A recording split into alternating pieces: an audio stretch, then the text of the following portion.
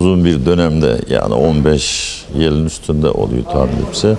Her sene bunun ortaokul, ilkokul ve lise çağındaki çocukları bir şeyle sevindir okul başlangıcında. Tabii bazen kaban oluyor, bazen işte ayakkabı olarak böyle bir şey. Bu yılda yine ayakkabı olarak 26-27 okulumuza 853 adet kişiye verilmek üzere 40 bin değerinde bir giysi yardımı, işte ayakkabı yardımı yapıyoruz.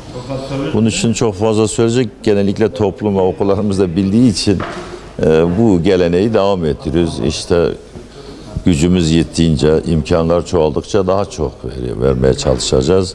Bugünkü koşullarda bu yıl için 40 bin TL civarında, herkese 50 TL bir öğrenciye ayakkabı olarak onlara bu yardımı yapıyoruz. Desteklerimizi böyle sürdürmeye çalışıyoruz.